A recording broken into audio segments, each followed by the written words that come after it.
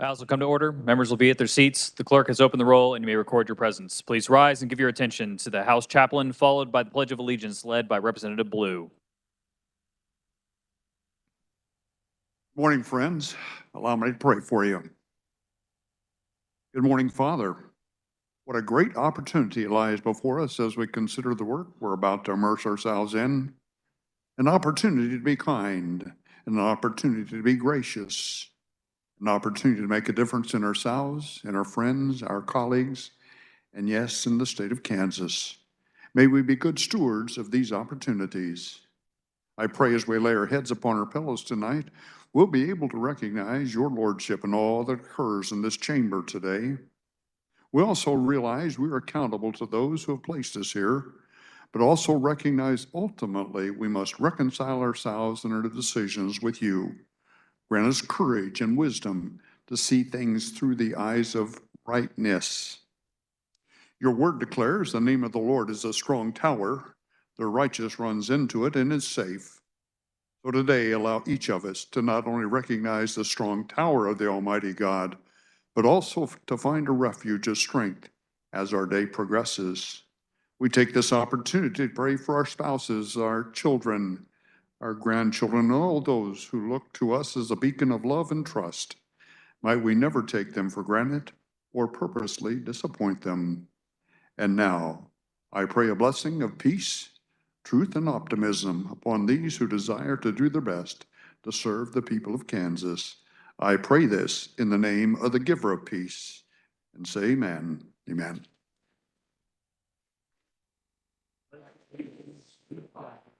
Of the United States of America, to the republic which stands, one nation under God, indivisible, with liberty and justice for all.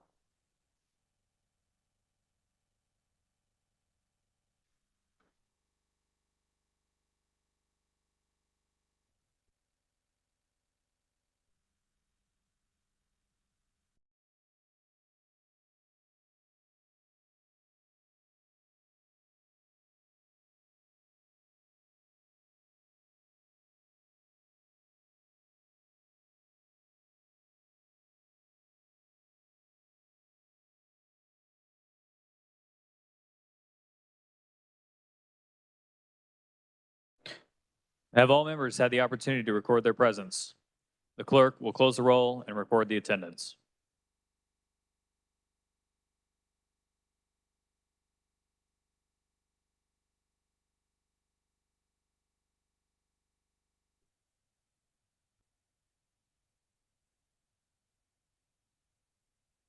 Introduction of bills and concurrent resolutions. The clerk will read. House Bill 2694 by the Committee on Taxation, requested by Representative Thompson. An act concerning income taxation relating to credits, providing for an increased amount of credit for individuals of certain ages for the selective assistance for effective senior relief credit and setting the maximum amount of such credit. House Bill 2695 by Committee on Water, requested by Representative Vaughn. An act concerning water relating to groundwater management districts, allowing a majority of eligible voters in a groundwater management district or an area for a proposed extension or reduction of a district to petition the chief engineer to extend or reduce the territory in a groundwater management district. House Bill 2696 by the Committee on Water, requested by Representative Vaughn. An act concerning water relating to the Kansas Water Appropriation Act, allowing a groundwater management district the opportunity to provide a written comment rather than recommendation to the chief engineer for a proposed water conservation area and management plan.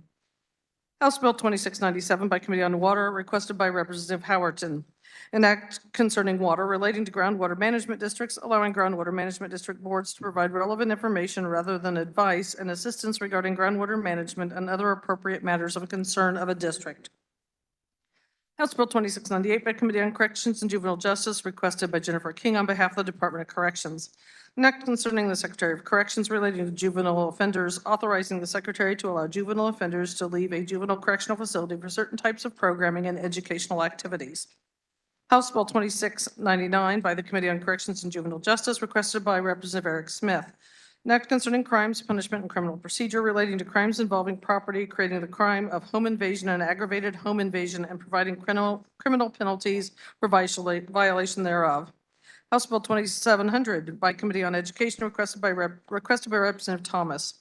An act concerning libraries relating to public school libraries, establishing the school library rating system task force, requiring the development and implementation of a rating system for materials offered by public school libraries. House Bill 2701 by Committee on Education, requested by Representative Getz. An act concerning income taxation relating to credits, increasing the school and classroom supplies tax credit amount to $500 and providing for an annual adjustment to such amount based on the cost of inflation, allowing additional school employees to claim such credit.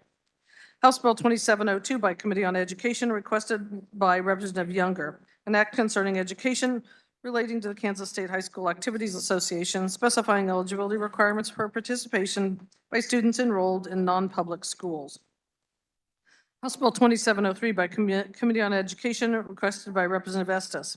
An act concerning school districts relating to at-risk programs and services, including placement in the custody of the Secretary for Children and Families as a criteria for eligibility for such programs and services. House Bill 2704 by Representative L. Williams and Turk. An act concerning economic development, creating the No-Impact Home-Based Business Fairness Act, limiting the regulatory powers of cities and counties. House Bill 2705 by Committee on Higher Education Budget, requested by Representative Howe on behalf of Kansas State University. An act concerning the disposition of state real property, authorizing the State Board of Regents on behalf of Kansas State University to sell certain real property in the city of Manhattan, Riley County, Kansas.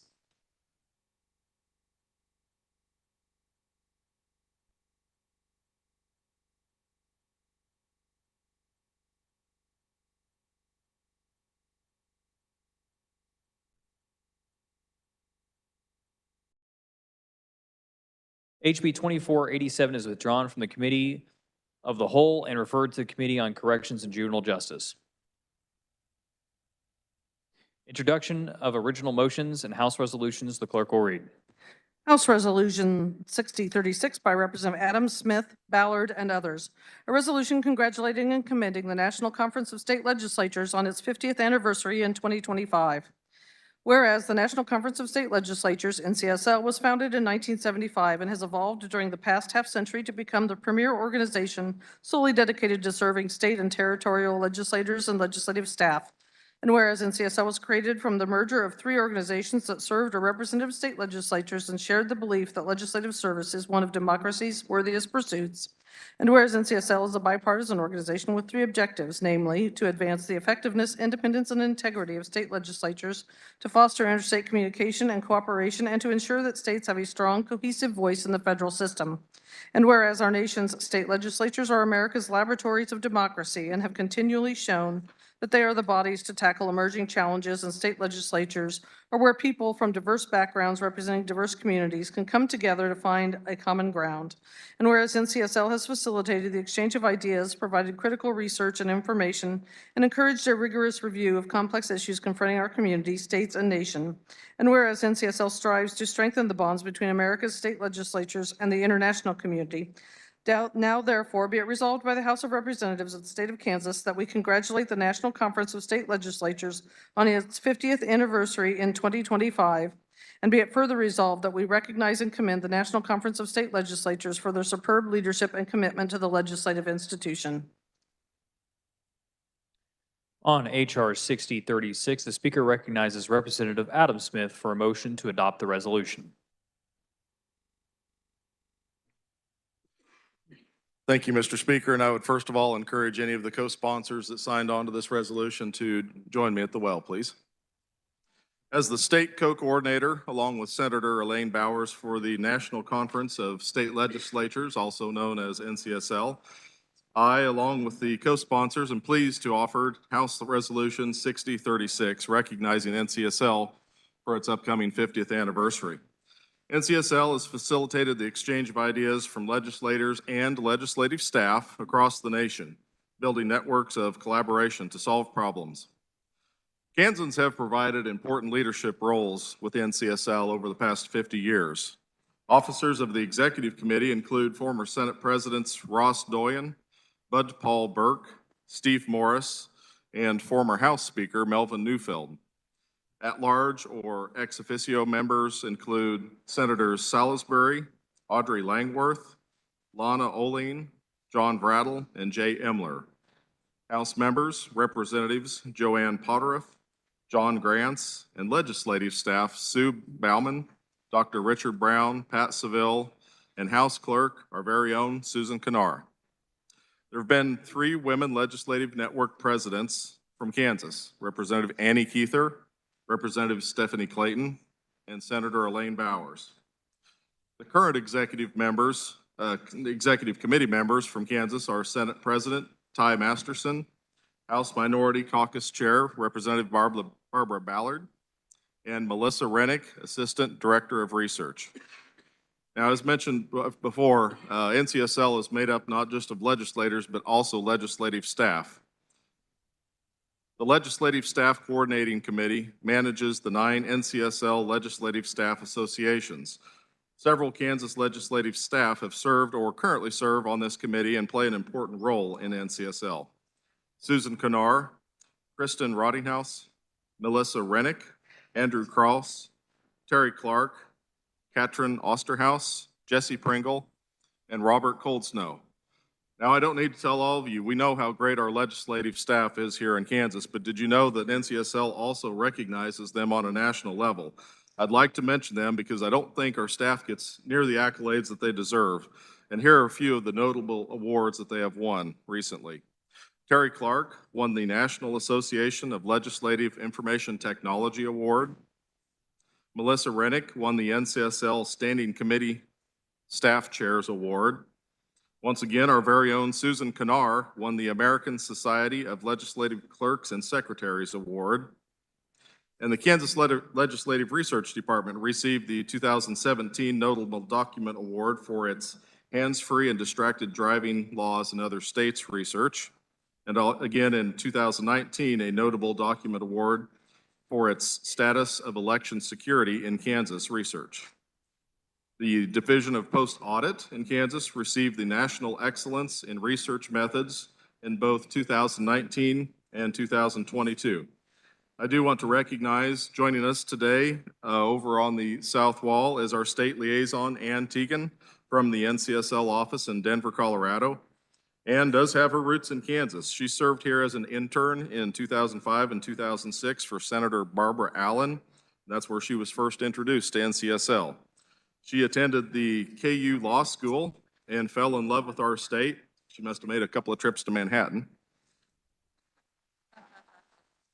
She currently specializes in criminal justice policy for NCSL. With that, Mr. Speaker, I would move to adopt House Resolution 6036 and request that my remarks be spread upon the journal. You've all heard the motion. All those in favor signify by saying aye. Aye. All opposed, no. The motion carries. Without objection, so ordered.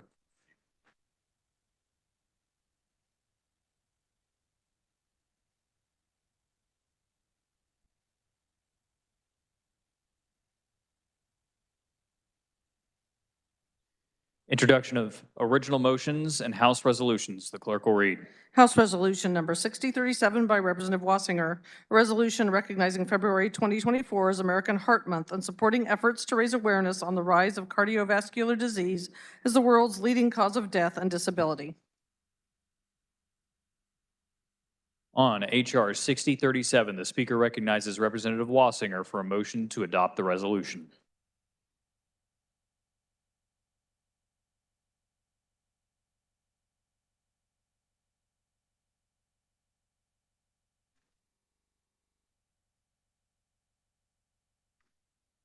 Thank you, Mr. Speaker. I did not have this on February 1st, and so thank you to everyone who wore a little bit of red today to recognize the American Heart Association Heart Health Month. There are more than pardon me. This is Yolana Wakefield Wilson, and she's with the American Heart Association, so she finally made it here as well as I did so that she could be a part of it. Cardiovascular disease in particular kills more women than all forms of cancer, and fewer than 44% of women realize it. We have different symptoms of a heart attack. We need to be paying attention to our hearts. I know as a fact that you need to be doing that, and so does Yolana. So today, again, I ask you to be aware of your heart health and ask for your support of the American Heart Association on their 100th birthday in their campaign to expand CPR education and accessibility of AEDs, automated external defibrillators. So thank you so much, Mr.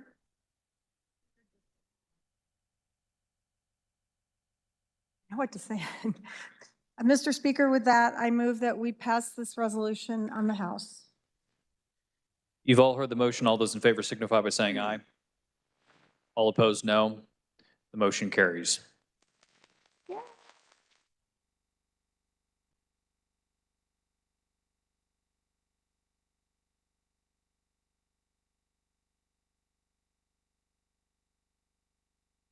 Representative, do you want your words spread across the journal? Yes, please. Without objection, so ordered.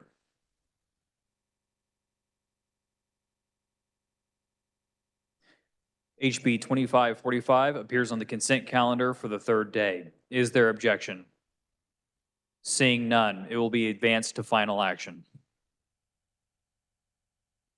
Final action on bills and concurrent resolutions, the clerk will read. House Bill 2545 by the Committee on Commerce, Labor, and Economic Development, an act concerning the Self-Service Storage Act providing for sale of property not retrieved by an occupant after notice by an operator, allowing electronic signatures and electronic delivery for rental agreements, defining property that has no commercial value, providing the effectiveness of rental agreements when such agreements are not signed or delivered by an owner or by an occupant, specifying custody and control of abandoned or towed property. This constitutes final action on House Bill 2545. The clerk will open the roll and you may record your vote.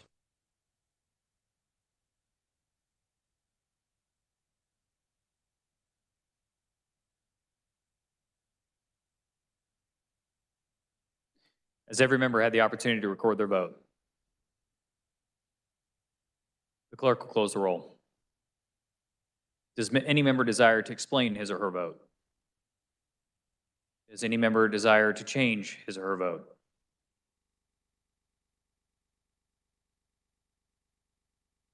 Representative Penn votes aye.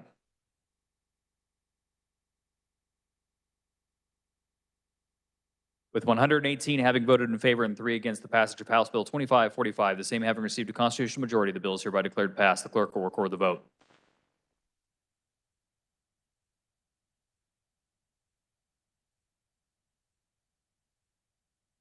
The Speaker recognizes the Majority Leader for a motion to resolve into the Committee of the Whole. Thank you, Mr. Speaker. Move the House resolve itself in the Committee of the Whole for the purpose of considering those items under the heading of General Orders. You've all heard the motion. All those in favor signify by saying aye. All opposed, no.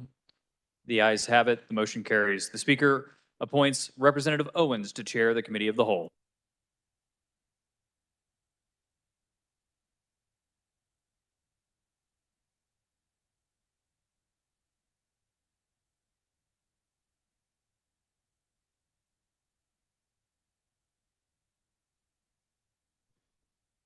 All right. In honor of Toby Keith, who passed away last night, I say, well, I'm not as good as I once was, but I'm as good once as I ever was. Let's get to work. First item of business is House Bill 2495. The chair recognizes Representative Hoffman.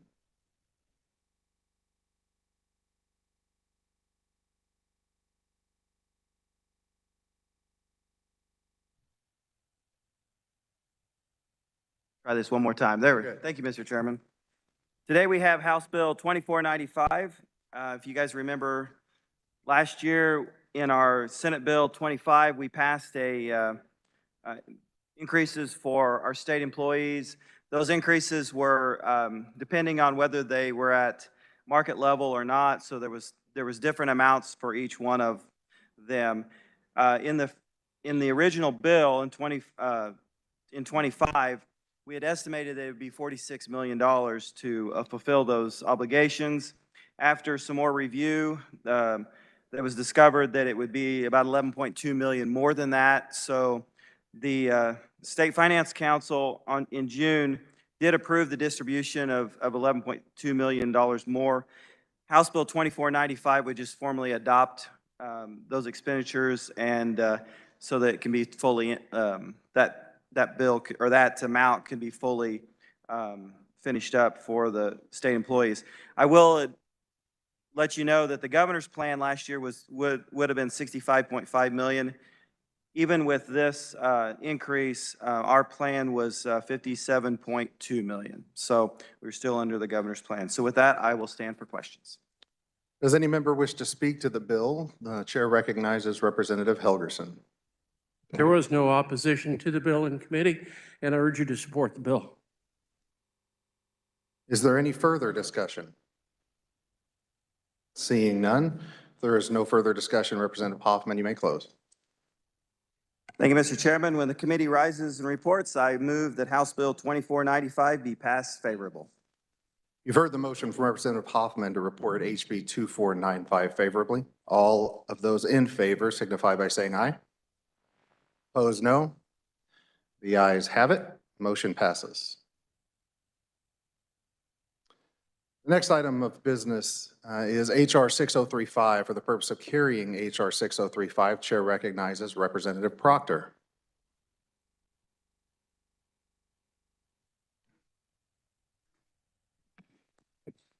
Thank you, Mr. Chair.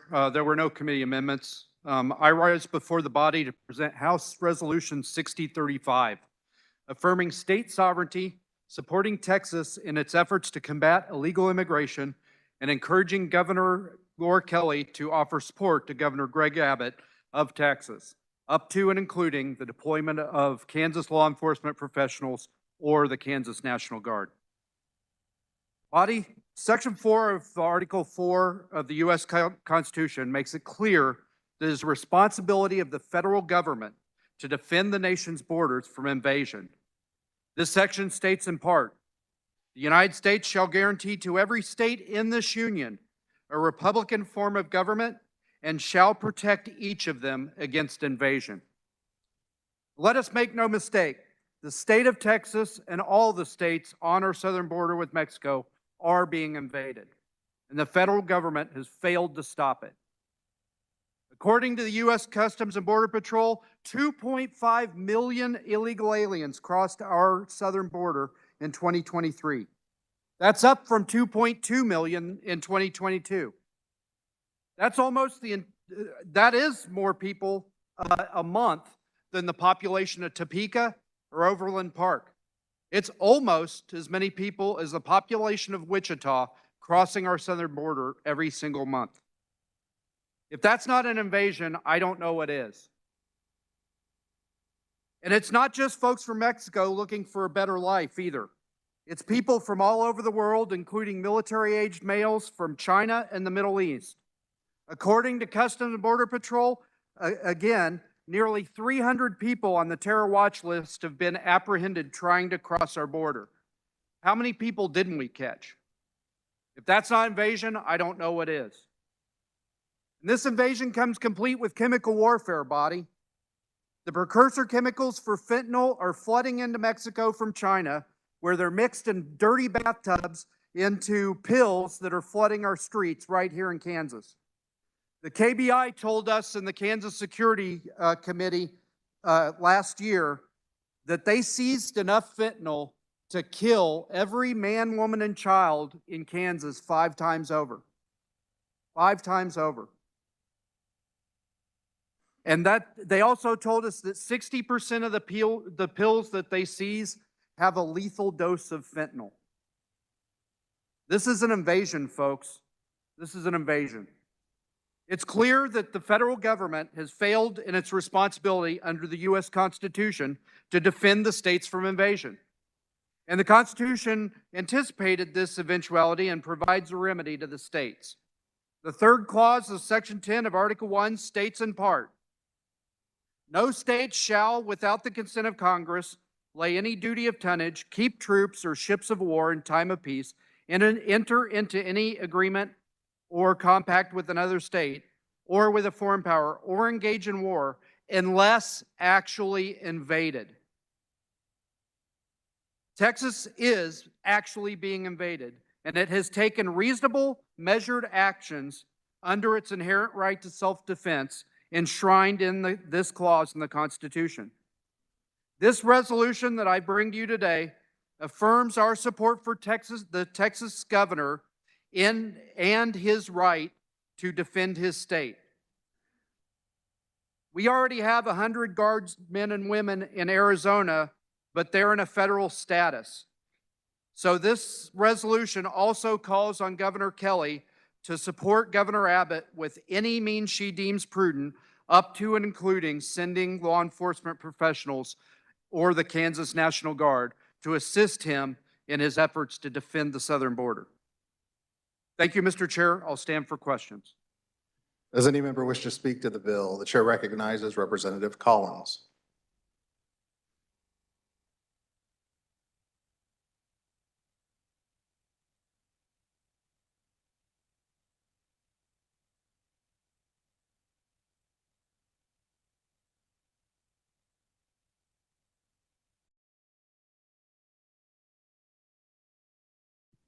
Thank you, Mr. Chair. I originally planned to vote no on this resolution because I think we all, or most of us here would agree that legal immigration is a good thing and that there is a problem with illegal immigration, undocumented, whatever you want to call it. And I was going to vote no because I have some reservations about it, like I mean, I do support Texas's right to, regulate and keep illegal immigration out of their state. But I was a little concerned about the idea of sending National Guard members there. Of course, if it's necessary, I'd say, of course, yeah, but there's a lot of, I wouldn't want to send them there just for any willy-nilly thing because they're all people. They all have jobs. They have families.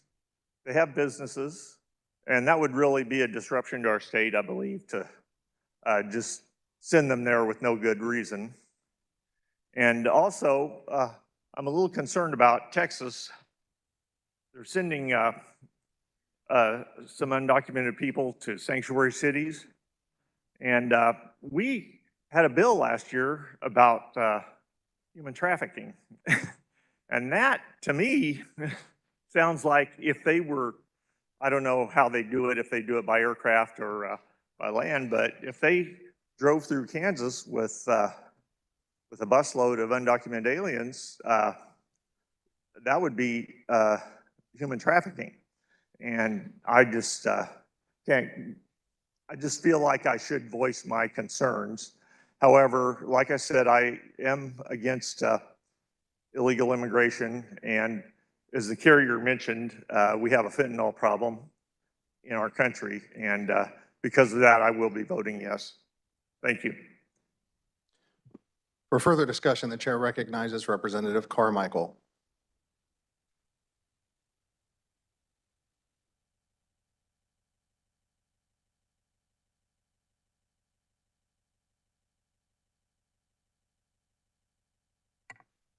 Thank you, Mr. Chairman. A little bit loud there. I rise in opposition to H.R. 6035. I echo the concerns of my colleague from Mulberry, but he and I do reach a different conclusion on how we ought to vote on this particular resolution. But I rise here today to remind the Kansas House of Representatives that, in fact, legislation is now pending before the United States Congress. Bipartisan compromise legislation is awaiting a vote first in the United States Senate. That legislation is in fact endorsed by Mitch McConnell, the minority leader of the United States Senate. What does that legislation do? That legislation authorizes the president to, in essence, close the border. That legislation authorizes the president to establish procedures to process people who are seeking asylum in the United States. That legislation had been agreed upon by a broad-based coalition of United States senators from both parties. Representative, if you would focus on the resolution at hand in the Kansas House. But we do not need to pass this resolution because it is the responsibility of the United States Congress and the President to protect our borders.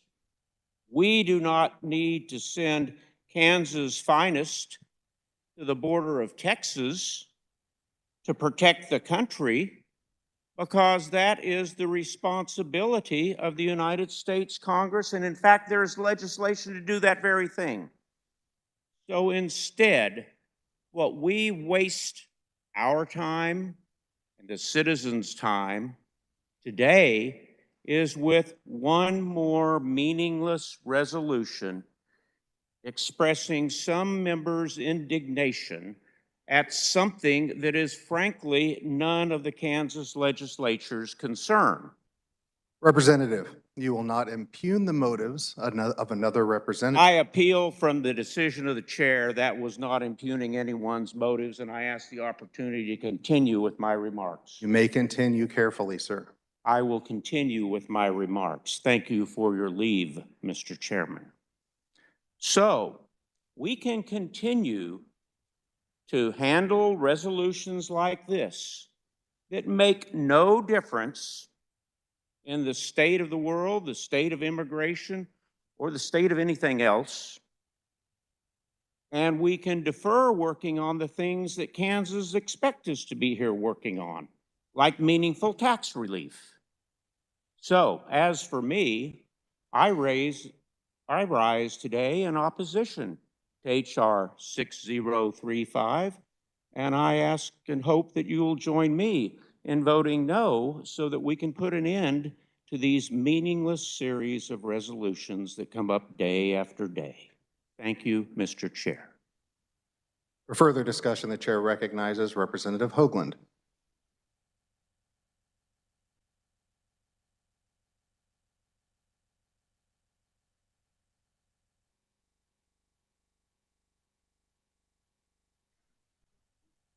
Thank you. As a member of this body, I get invited to a lot of Bible studies. Here are a couple verses I believe refer to Resolution 6035. Matthew 25, 35, and 36. For I was hungry, and you gave me something to eat. I was thirsty, and you gave me something to drink.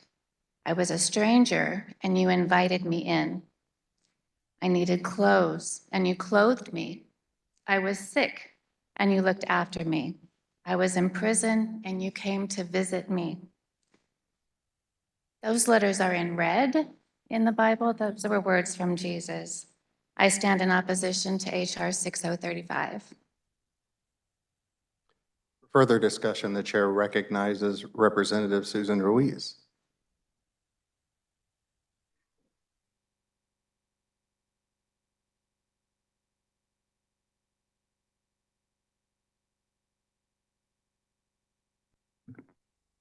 Thank you, Mr. Chair. I stand in opposition to this resolution because it condones and encourages the governor of Texas to continue to use inhumane tactics against the people entering the Texas southern border. The Texas governor has ordered Border Patrol and National Guard, who have come from other states, to refuse to perform life-saving measures to children and adults when they're drowning or being cut by razor wire that are hidden in the waters or they're close to the banks of the rivers. Families, moms and dads, and small children are leaving behind everything that they own, walk thousands of miles, sometimes barefooted, from South America or Central America to try to get to the Texas border. Picture this, parents carrying their children on their shoulders to keep them above the water, to keep them from drowning.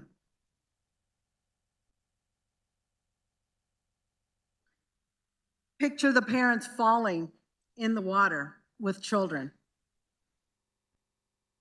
and they're struggling to stay above water. Now also picture this, that Governor Abbott has told them, the Border Patrol and National Guard, to not perform those life-saving measures. We are forcing law enforcement to watch that and allow them to drown. Families risk everything, including their own lives, to flee countries that are destabilized economically and politically. And the U.S. has had a hand in that. These families want what we all want, is a better life for their children. There's no doubt that we need immigration reform. And as already mentioned, there is a bill in Congress that will do just that. It's a first step at least. But they've been told to resist it. Why? Because immigration reform is an easy issue to use for campaign purposes. Just last month, a question was posed to Governor Abbott about how far he could go legally to secure the border. He said, well, the state isn't shooting people who illegally cross the border because the Biden administration would charge officials with murder. But that's what he wants to do. He's backtracking that statement now, but that's exactly what he wants to do. I ask you to vote against this resolution so that we are not complicit with Governor Abbott's inhumane policies. Thank you, Mr. Chair. For further discussion, the chair recognizes Representative Eric Smith.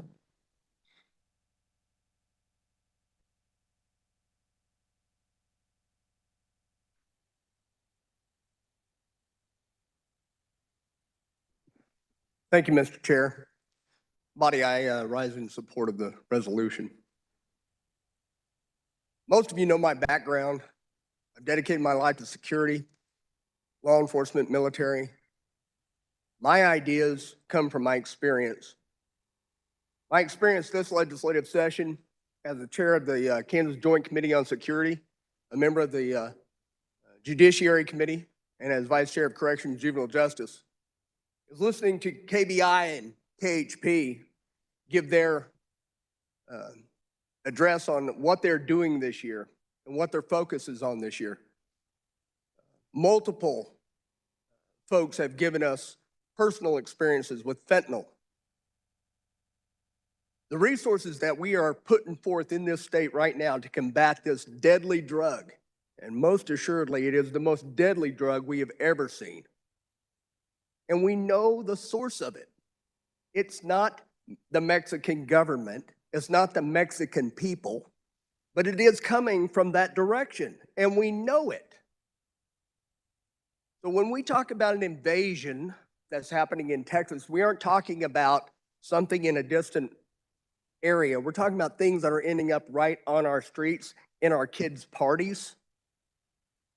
We're all getting naloxone, Narcan, because we're going to try and fight the flood where the dam is breaking. We're going to fight the flood in our homes with sandbags. We need to go to the source.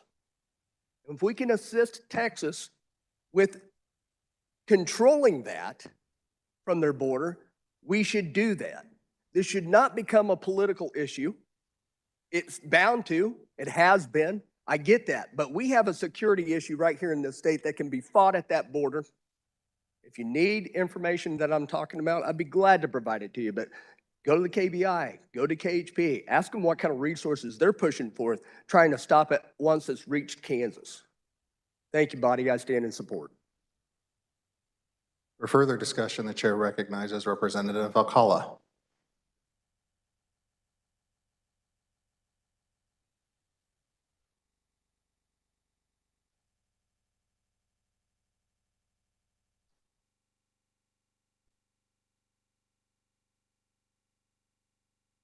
Thank you. No offense, it's Alcala, but I've been called worse. I'm not up here to try to convince anybody of anything, but I do want to bring up some points that I think that we need to look at. We've all talked about the drug problem, the drug issue crossing the borders from Southern America.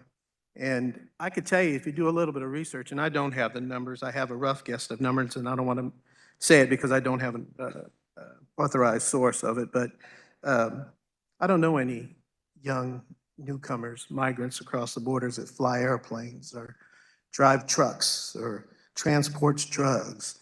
And I would tell you that once those drugs get over here, I think you need to research who's buying it. Because I can tell you right now, there's nobody in my neighborhood that can afford it. I would tell you that a lot of you guys are veterans in here, women. And when you look at the seeds that were planted by newcomers and migrants that came to this country, my father, my grandfather, who fought in wars to represent this country, with or without legal status. Mexican Americans was the largest group of people during World War II that had received the Congressional Medal of Honor. They fought for this country. I can remember my dad saying he fought alongside of people of different colors. But when he came back to the United States, 5th in Kansas, here in Topeka, there was a hamburger joint. My old man had to go around the side window to get a burger because he couldn't eat it inside there, and he fought for this country. But he said he never saw any of that prejudice when he was fighting side by side with his comrades. Jobs. We go everywhere. You go to the restaurants and everywhere, you see nothing but Latinos working these jobs. Cooks, chefs, waiters. Why do you think that is? Because a lot of people in this country don't want to work those jobs. But yet we'll go grab unemployment and we'll exhaust unemployment to the fullest capacity, and then we'll go work. But we won't work those restaurants, those hotel jobs. So there's work here. We're not saying that jobs are being, I'm not saying that jobs aren't being stolen. I'm telling you, I don't see people that have the opportunity to work those jobs working those jobs. Would you work at McDonald's? I would if I had to. A lot of people wouldn't. They'll draw their unemployment. The deployment of National Guard down along the southern borders, to me, that's the first act of war. You're stationary and you're deploying. I would tell you that I have a problem with, I think that we need to let the federal government do their job. Most of our congressional members are Republicans. Do you not feel they can't do their job? I think they're pretty conservative, and I think they're looking for a plan to fix that problem. I don't think it's up to the state of Kansas to send resources and dollars and disrupt our National Guard families and their work routine for this. Let's not forget the lands in western and southern United States, who it belonged to prior to the border crossing over them. Who will be next? Who will we be afraid of next?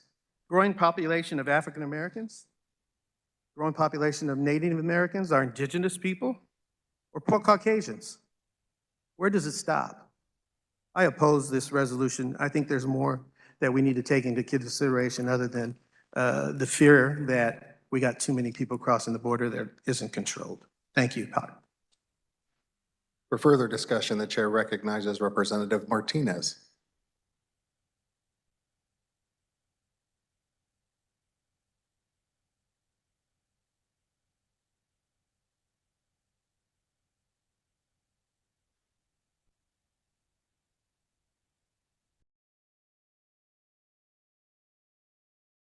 Thank you, Mr. Chair. Thank you, body. I rise in opposition of this resolution. I'm a third-generation Mexican-American. My grandfathers came here to fill the voids of the American workforce during World War II. They earned their citizenship, they took pride in voting, and they built a good life here in Kansas. This is my first term in the legislature, and I'm a product of their American dream. But frankly, I'm appalled at some of the political games that we play with people's lives. Life needs to be considered here. What's happening at the border in Texas is inhumane and irresponsible. I agree that we need to protect our borders. I agree that there are people who come and bring drugs and want to do harm to Americans. I agree with that.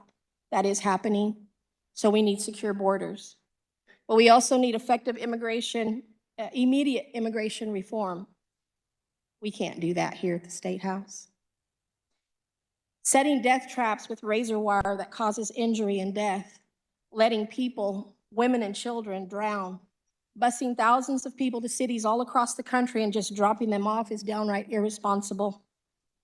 The comment that the only thing we're not doing is we're not shooting people who come across the border because that we would be charged with murder. It's this type of irresponsible rhetoric that inspires incidents like that which killed 20 Latinos and injuring more in a department store. I support safe and secure borders everywhere that the U.S. has one. I support the humane treatment of people. I support responsible handling of this migrant crisis, but I cannot support this resolution, and I will be voting no. Thank you. For further discussion, the chair recognizes Representative Schmoy.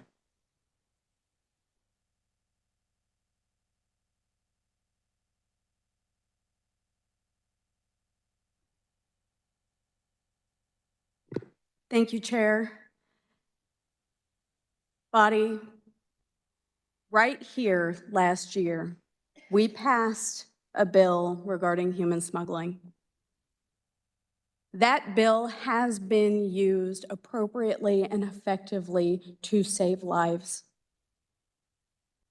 I commend each and every one of you who was a part of passing that bill. What you did here last year was save lives. What we are looking at with this resolution is people's lives. We are looking at not only the lives of the people who are coming across the border, and I agree, some of the things that we are seeing and hearing that are happening to human beings at the border is atrocious and appalling. And to that I say that we need to protect our border. We need to reestablish law and order. We need to keep people safe by making sure that they are using appropriate methods to come into and through our nation. This does affect each and every one of our constituents, whether you will admit it or not. The fentanyl problem that we have in our nation is killing our youth. They are dying in their homes and at parties. They are dying because they think that they have taken something that would be the equivalent of an aspirin because someone they trusted handed it to them. I have met these families. Each and every one of our constituents also lives in an area that has seen human trafficking. Whether they understand that that's what they're seeing at the truck stop or at their local hotel or driving down the road or stopping into a cafe, they have experienced it. With the numbers of human trafficking victims in our nation today, with the number of people that have been saved through the human smuggling bill that we passed last year, it would be improbable at best that you have not yourself seen this atrocity. You just didn't realize it at the time. I ask for you to support this resolution because it is our responsibility to show support for the protection of not only the border, but of our constituents right here in Kansas. Thank you. For further discussion, the chair recognizes Representative Mon.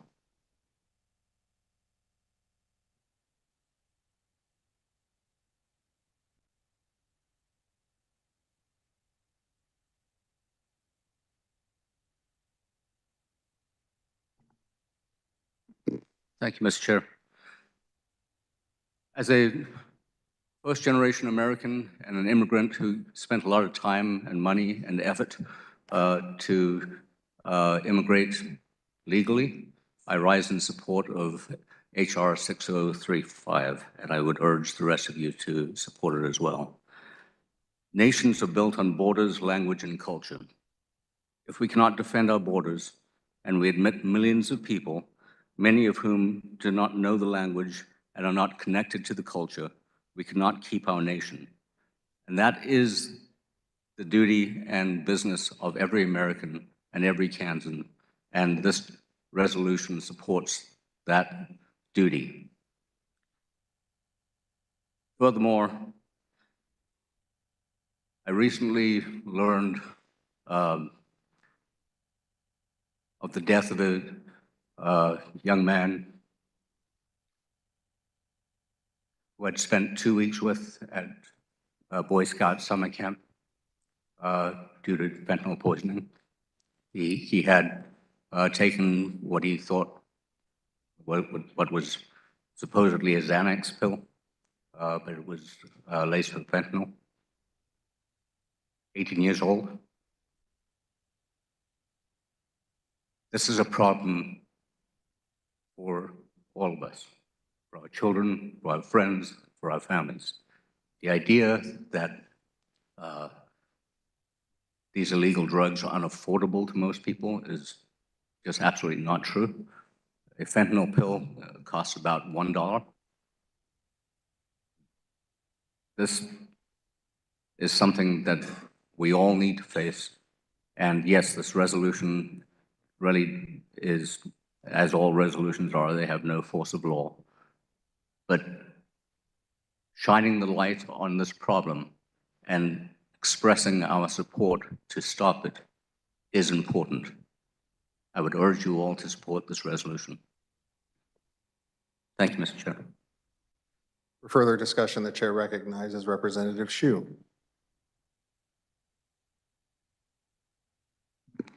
Thank you, Mr. Chair. As a first-generation American, an immigrant who came here legally, I strongly oppose this resolution.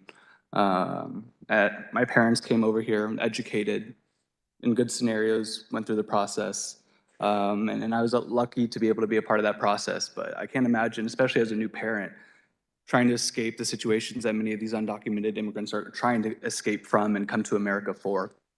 That's not why I came up here, and I actually did not plan on coming up here, but I keep hearing today fentanyl, fentanyl, fentanyl. If I may ask the carrier a quick question, do you know how much fentanyl comes across our southern border that comes from illegal immigrants versus U.S. citizens?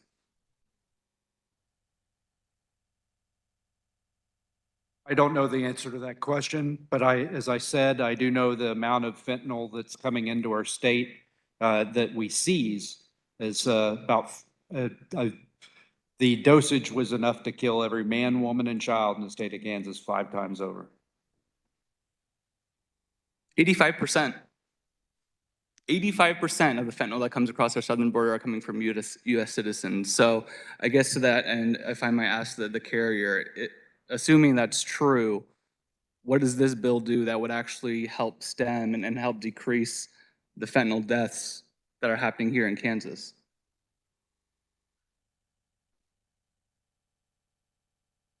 Well, I would ask the representative how many of those folks that are legal coming across the border, in addition to smuggling fentanyl, are also smuggling humans. There's a lot of that going on. Sure, but the point is that they're coming here legally because they're U.S. citizens. They're allowed to cross the border. This resolution, let's not kid ourselves, has nothing to do with fentanyl. It's not going to have anything. I mean, it's not going to do anything to anything, but legal immigration has almost nothing to do with fentanyl. 85% of the fentanyl coming into the United States is coming from U.S. citizens. And so let's not try to tie these two things together. Thank you, Mr. Chair. For further discussion, the chair recognizes Representative Carr.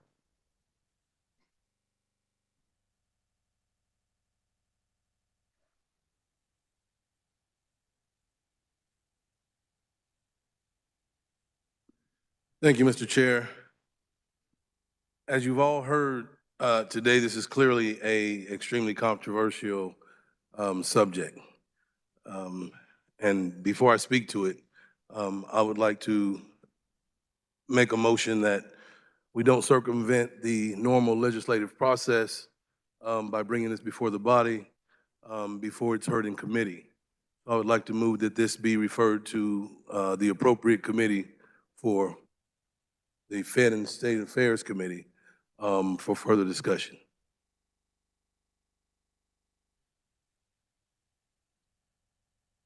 So there's a motion on the floor.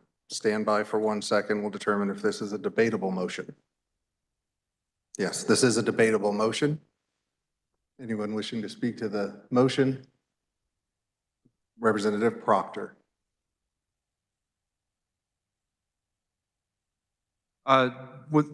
With all respect to the previous speaker, this bill is in a committee. It's in the committee of the whole, and we are debating it as a body right now. So I would oppose this motion on the grounds that we're not going to get any more substantive discussion from a committee of a dozen people than we will from a committee of 125 people. Does anyone else wish to speak to the motion? Representative Carmichael. Thank you, Mr. Chair. With respect, of course, to my good friend from Leavenworth, there is a difference between hearing and debating a motion in the committee of the whole, as opposed to hearing and receiving testimony on a motion, or excuse me, on a bill, pardon me, in the Federal and State Affairs Committee. The difference is our constituents don't have any right to talk to us here as a committee of the whole. We make the decision on our own. We substitute our judgment for that of the people. The reason we have committee hearings is to allow the public to come and to speak to its legislators, to persuade us one way or another on legislation. And we don't have that opportunity when the normal committee process is bypassed. So I rise in favor of the motion to refer HR 6035 to the Federal and State Affairs Committee for hearing. Thank you, Mr. Chair. Any further comment on the motion? Seeing none, Representative Carr. Nope. Representative Miller.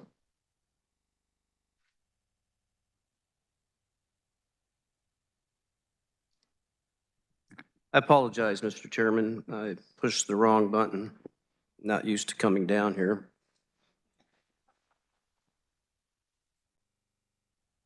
Or up here. A question of the carrier of the resolution, if I may. We are on the motion, Representative. Yeah, it relates to the motion. I just want to ask the carrier of the bill a question about the motion. If he chooses not to answer, I understand why he wouldn't want to come up here.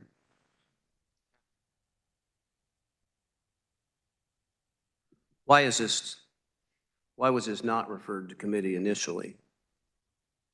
I remember seeing it only yesterday for the first time. Do you agree with my friend from Sedgwick that this resolution is meaningless?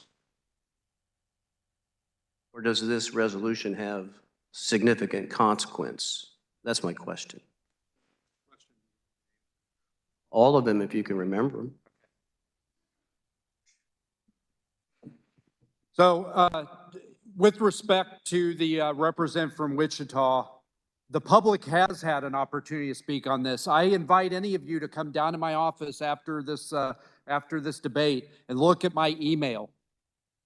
I have gotten letter after letter after letter from my constituents, and I'm certain that a lot of people in this room have too, asking us why we have not already done this, why we are not making their voices heard to the world, that we stand with the governor of Texas in his fight to protect our country when the federal government will not. And so that is the source of the urgency, and that is why I think it's just a delaying tactic to move this back to another committee when we have the entire committee of the whole here who have heard amply from our constituents on this issue.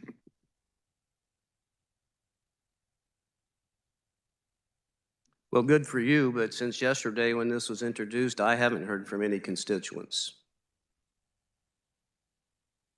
I mean, I don't know what the difference is, why you were overloaded with comment in the 24-hour period of time, and for some weird reason, I haven't heard from anyone since yesterday. Let's remember what the carrier of the resolution said earlier when he equated the committee of the whole to our committee process. the righteous indignation that I've heard over and over at this microphone whenever someone on this side offers an amendment and we're met with, that wasn't offered in committee. Must go through the committee process. The committee process is so important. And let's not take it out of context. When that discussion occurs about the committee process, we're not talking about the committee of the whole. If this resolution is meaningless, as was referenced by my friend, I say with a snarl, from Sedgwick County, then it's meaningless. If it has consequence, we should have a full hearing. We should have experts as well as citizens come in and offer their opinion. Another question, if I may, for the carrier of the resolution, and before you cut me off, Mr. Chair, this relates to the discussion about whether or not it should be sent to committee. My question of the carrier, if he will entertain the question, is upon passage of this resolution, should it pass, what do we expect the impact to have?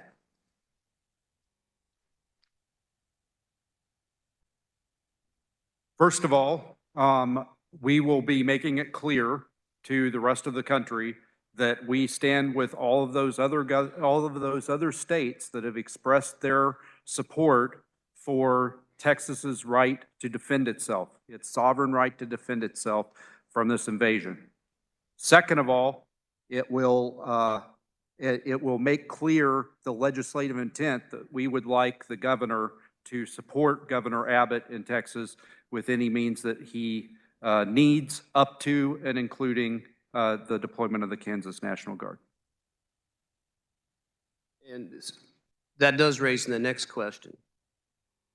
What if the governor, our governor, should do just that? What do we expect our guards, men and women, to do as a consequence? What exactly do we expect them to do? We are on a motion to return this to committee. We can debate the resolution after we make a decision on this motion. Yeah, I'm not, by my question, I'm not attempting to debate anything. I'm trying to get some clarification that we were not able to do in committee since this wasn't in committee. So I'm asking questions about the resolution so I can determine whether or not this bill, this resolution, should go to committee for those discussions. And sir, if you'd like to talk to me, you can come down here and do so. You don't need to sit at your desk, scream things at me, and point at me. If I may, Mr. Representative, Chairman, would you rule on that point of protocol? Decorum, please. Thank you. Back to my question. And carrier of the resolution just referred to Governor Kelly doing certain things. And I want clarification, if I may. What exactly will the governor be doing as it relates to what she's asking our guards, men and women, if she should deploy them? What do we expect them to actually do? Thank you, Representative, for the question. I think that the language of the resolution is clear that that's at the discretion of the governor of Kansas in consultation with the governor of Texas. I can't speak to what resources the governor of Texas might ask us to provide. You're asking me to predict the future, and I'm incapable of doing that. Thank you for your admission.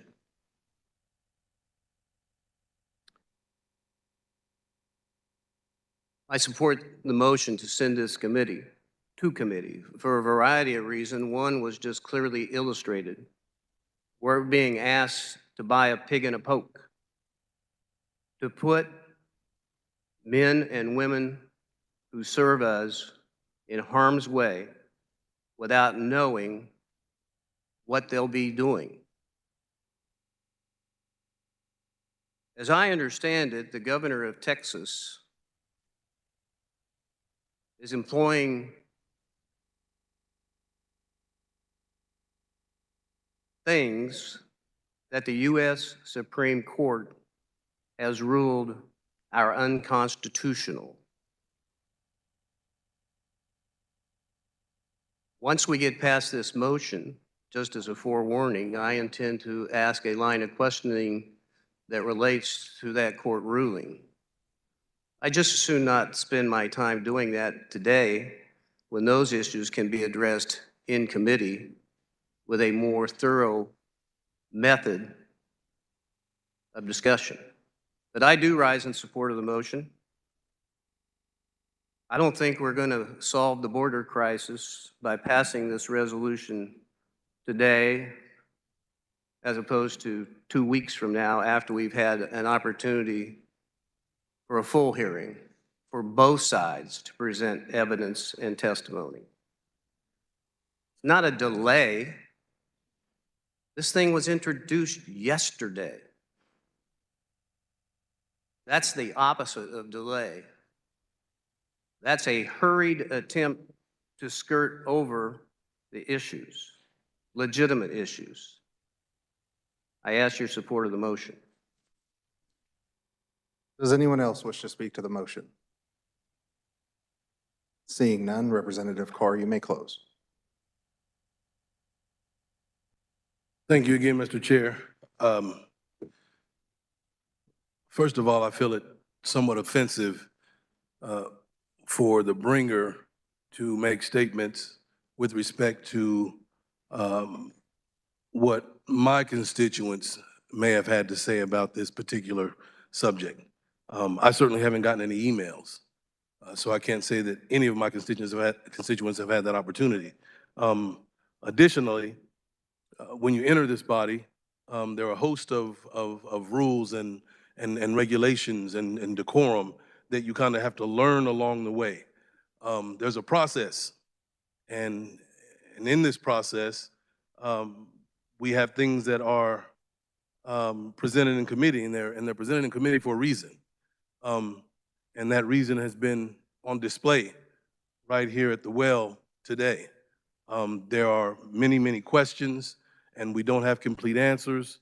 Our constituency hasn't had any opportunity from which to voice their opinions, even though there is one member of this body that says he was flooded with emails. I'll have to brush back through mine, but I certainly don't believe that I had that same flood in my inbox. That being said, again, I move that we refer this to the Fed and State Affairs Committee so that this topic can be properly vetted and discussed. And with that, I close. You've heard the motion by Representative Carr to refer HR 6035 to the committee. All of those in favor signify by saying aye. Aye. Opposed, no. The noes appear to have it. The noes do have it. Motion fails. Can I get a roll call? Nope. We've already passed that opportunity, sir. So I call division? It's too late? Then I'll press to speak. All right, body, we're back on the resolution. Next up to speak would be Representative Murphy.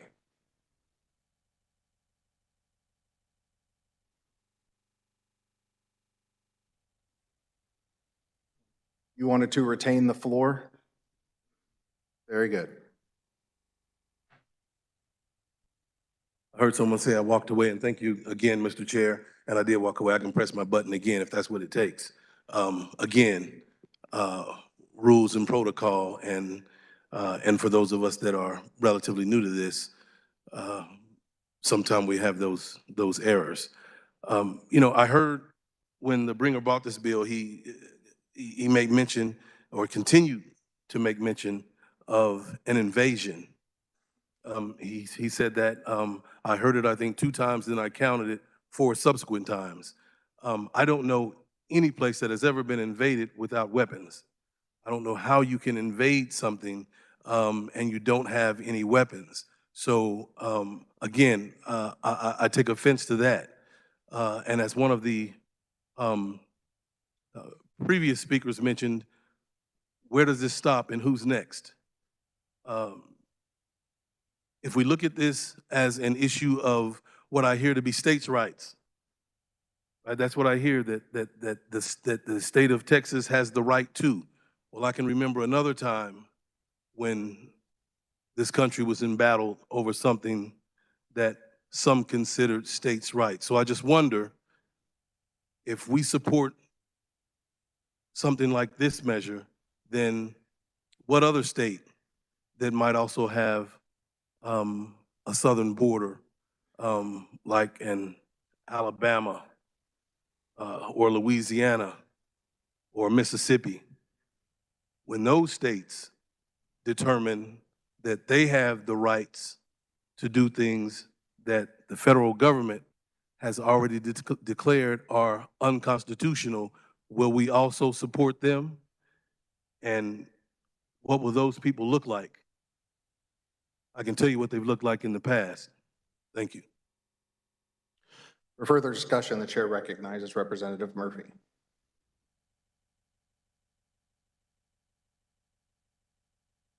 Thank you, Mr. Chair. Colleagues, in answer to the previous speaker's question about an invasion without weapons, China had a plan to invade Russia. They would walk 1 million people across the border, and as soon as they had all been dealt with, they'd walk another 1 million people across the border, and then another, and another. And in a short amount of time, Russia would be overwhelmed just taking care of the people. No shots fired. So it is an issue.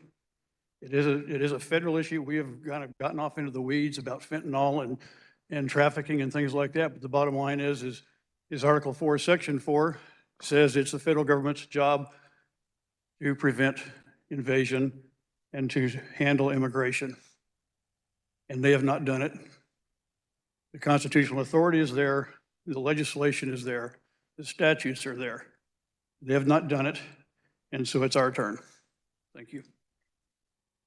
Further discussion, the chair recognizes Representative Potter Marshall.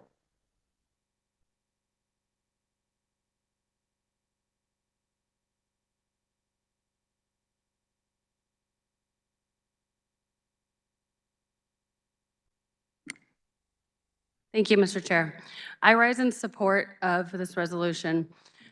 As a child of immigrants, protecting our border and our immigration process is extremely important to me. It took my parents 10 years just to get green cards and almost 30 to become citizens. The issue at the southern border currently is the fact that the president has one job: to enforce our laws. That law is not being enforced. We have 28 ports of entry in Texas. The vast majority of those crossing the border are doing so illegally in areas that are not authorized ports. And when it comes to the fentanyl crisis, regardless if it's a US citizen or not who's carrying it across, I doubt it's coming through a legal port entry. And I don't know about any of you, but I've been directly impacted by the fentanyl crisis. I've had my best friend's brother die for 8 minutes before he was brought back to life. We shouldn't have to live with fentanyl strips and Narcan over an issue that we can dramatically reduce if we just secure our border and the president does his job. Thank you. For further discussion, the chair recognizes Representative Jacobs.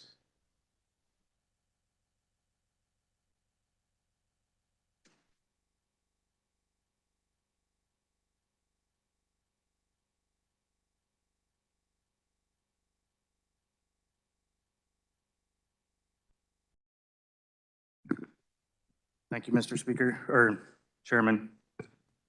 The motion. Carry of the resolution. Ask some questions, please. Answer some questions.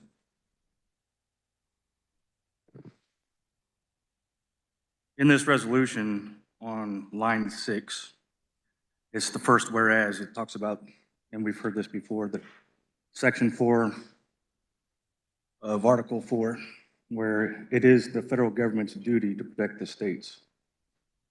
Could you speak to how that progress is working out right now? Representative, I talked about it a little bit in my initial presentation of the bill. They have totally abrogated that responsibility, which is why we're here with this resolution. We could publicly say that they failed. I think that would be an accurate assessment. Okay, thank you, sir. It's an argument of states' rights.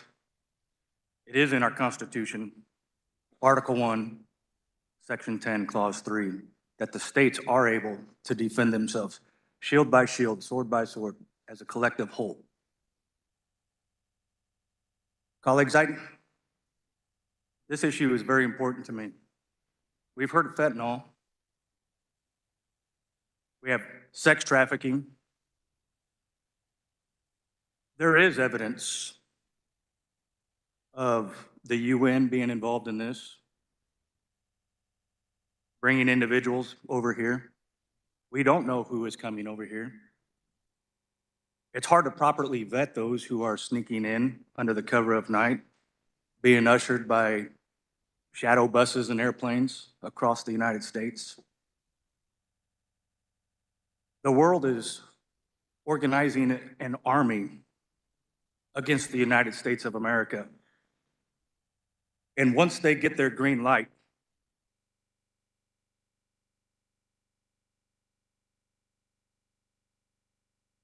it's going to be devastating. To me, this is not a laughing matter. These people who are coming over here illegally are stealing taxpayers' dollars.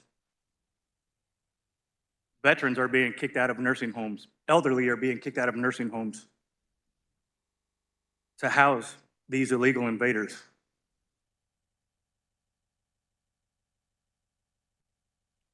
We can talk about the drug cartels and flying their drones. We can talk about the CCP. We can talk about the Muslim Brotherhood, Boko Haram, Hezbollah, Hamas.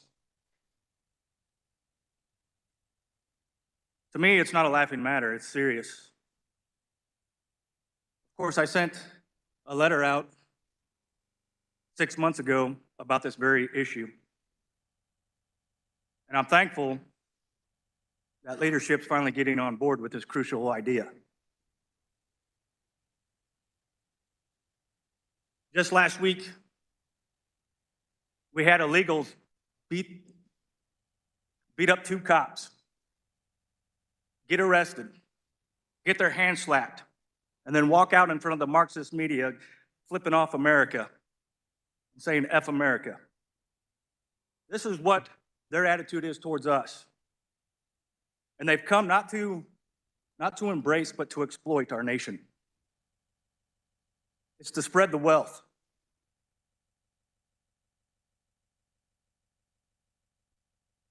We want to talk about humane and brutality. There's probably a story in everybody's mind and heart about somebody dying of drug overdose. Again, we have the terrible scourge of sex trafficking. I think it's about time we stand up. This federal government has completely failed the American people. Just of last year, 27,000 pounds total of fentanyl seized. That's from KBI. I also think that we need to address the President of the United States' total negligence of our border. You know, there's some other articles in the Constitution that we could address. It says this, Article 3, Section 3, treason against the United States shall consist only in levying war against them or adhering to their enemies, giving them aid and comfort. This is happening. Treason.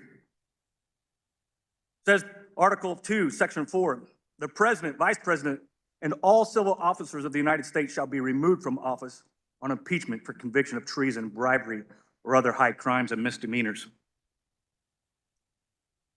Representative, if we would stay on the resolution, please. Thank you.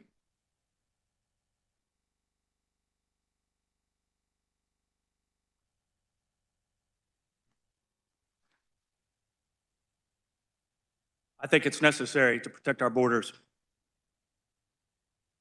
We're all, when it comes down to it, we're all border states. It's coming. The flood is coming.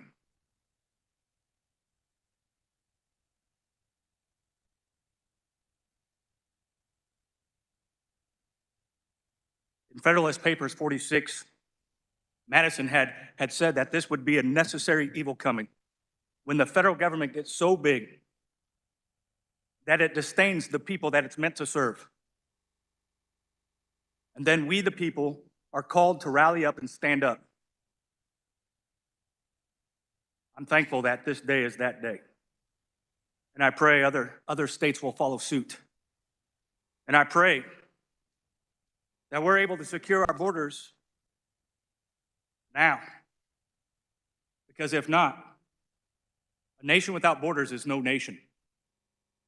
Beloved, this is coming. Thank you, Mr. Chair. Further discussion, the chair recognizes Representative Luis Ruiz.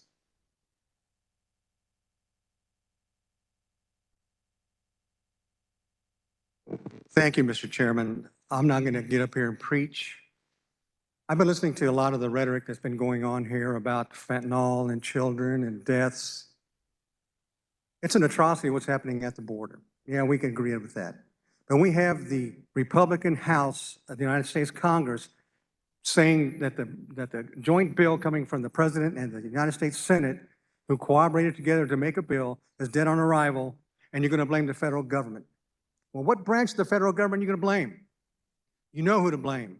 Talking about people coming across the border and creating problems and wreaking havoc on us and invading us and treason, misdemeanors. What happened January 6th when people invaded the Capitol building? Are they heroes? Some people call them patriots. I call them traitors. I call them they were going to invade our borders. Why are we supporting those people? We need to defend our borders true. The president said he would sign a bill to shut the borders down if they came to agreement, but the House blocked it. So I would ask people in this chambers, if you know members of Congress, and I know at least one of you do, to ask them what's going on, how would they vote on this issue to shut the borders down? Also, the fentanyl issue we're talking about, killing our kids. Our school-aged children are killed mostly by gunfire, historically, within the last several years. We've seen the atrocities that happen in Texas. We also have issues in Eagle Pass that if people are coming across the borders, yeah, they're coming across the borders. It's been argued that they're coming across for a better life. Well, let's screen some of them. Let's screen them, find out what's going on. But right now, with the way the belief and the rhetoric's going around the country, we can't screen them because automatically when they come across, they're being assaulted, they're being criminalized. So maybe we need to change that mindset and change our culture. But right now with what's going on and what I see here, I know this resolution is going to pass. I've been around here a little bit, so I see things happen in the trends that go when you talk to them. I'm against this resolution. I think, as the previous speaker did say, one previous speaker, about sending it back. Well, that's not going to happen either. We already voted that down. I stand against this resolution. I appreciate talking to you all this morning. Thank you, Mr. Chair. Further discussion, the chair recognizes Representative Cywert.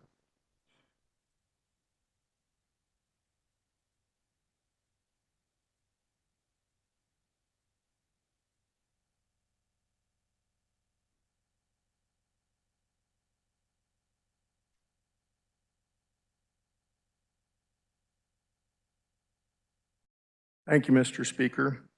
As you know, I come down here every day and talk about something, but I thought I might come down and talk about something today. I completely think we've lost track of what we're trying to do here. We're not just doing it for Kansas. We're doing it for the people of Texas.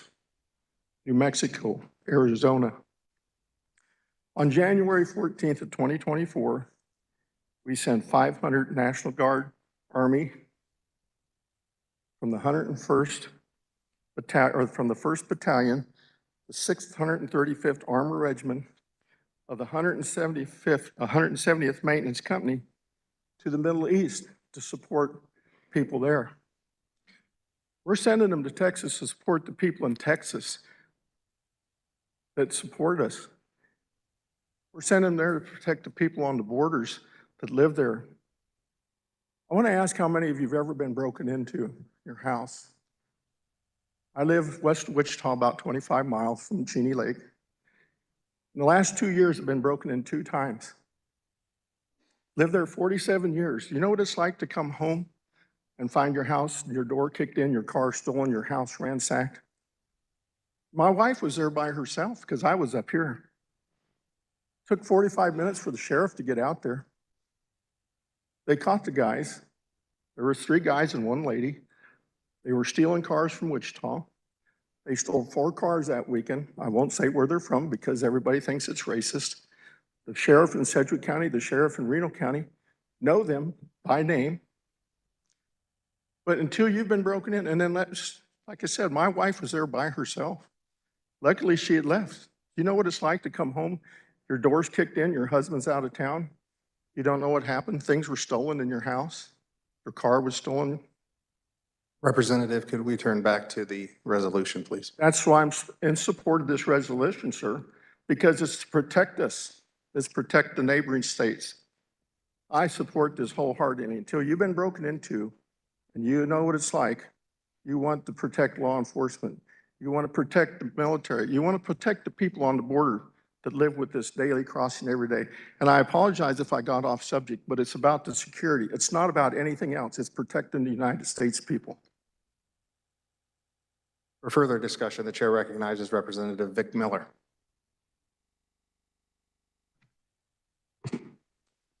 Thank you, Mr. Chairman. And the answer to the previous question is absolutely. I've been home myself when my home was broken into in the middle of the night by American citizens. I've come home to find my door broken into and my house in chaos, and the culprits were American citizens. This impugning an entire, let's say, millions of people by pulling out an example in the streets of New York, and I've seen that video, and it's horrendous. But that's just like the people that come down here and point out a bad police officer and impugn everybody in law enforcement. It's totally wrong to take mere examples and paint that kind of brush, but I guess it's easy to do when we're talking about people with a different skin pigmentation than ourselves. I want to talk about this, the Constitution, which has been cited today. And I want to ask my friend from Leavenworth a question about that court case that I referenced earlier, because, well, let me just ask if he's read that court case and what his understanding of the ruling that I refer to may be. The case that involved the actions of the Texas governor that the Supreme Court said were unconstitutional. Are you familiar with that case? Representative is declining to answer questions. Please continue. Well, may I ask, is that because he's afraid of the answer? Don't believe that's an acceptable to impugn his rationale, sir. No, I wasn't impugning. I was trying to search for why on God's green earth he's carrying a resolution and he's afraid to answer legitimate questions. Representative, let's have some decorum in this body. Well, here's the decorum. We're being asked to approve a resolution in support of the actions of the Texas governor that have been declared by the highest court in the land as unconstitutional. Representative, we cannot have props either. Could we keep the decorum of the body, please? Yeah, that's a good point. Show me in the manual, show me in the House rules where it says props cannot be used. Because I've been called out on that before, and I did some study after I was. And first of all, this is the resolution. That is not a prop, number one. But if you can find language anywhere that says, quote, props cannot be used, then we can discuss whether or not this is a prop. But frankly, you can't find it. Point of order. It is tradition and precedent, sir. Where is it in the rules? Just because, I mean, that's the worst excuse I've ever heard when people say because we've always done it that way. No, we live by the rule of law, or supposedly we do. The rule of law is that book she's carrying and the rules that we adopt. And there's nothing in the rules that says props are not allowed. And I would challenge the ruling of the chair, because this is important precedent.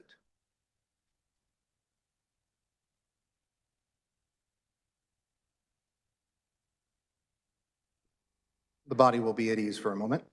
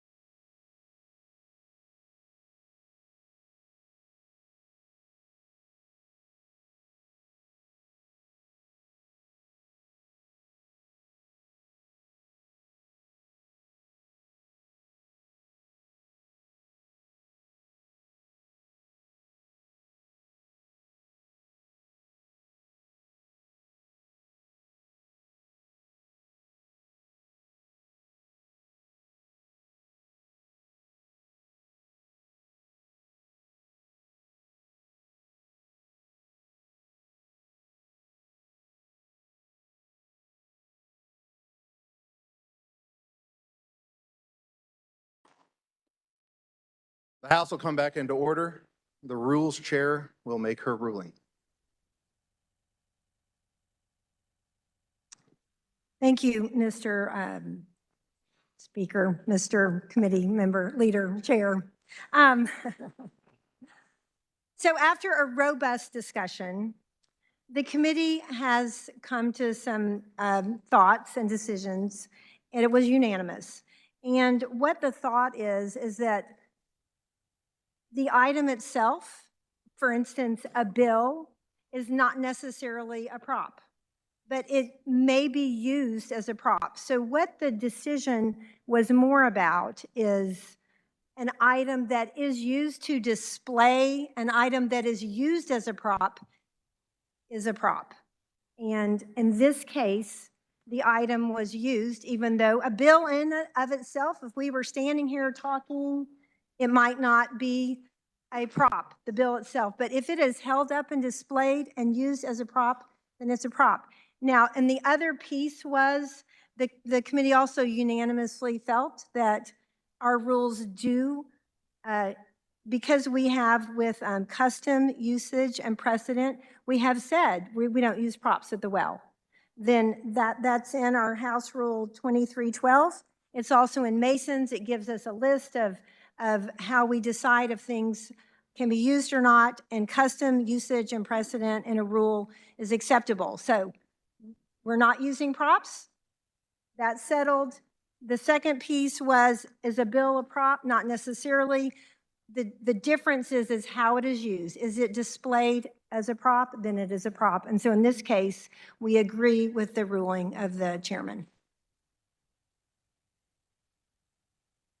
Representative Vic Miller, you still have the floor. May I ask a question of that ruling? I think I understand it, but just point of clarification. So if I were to walk down here and I had a button on that said 310K, that would not be a prop so long as I didn't mention that I have a button on that says 310K.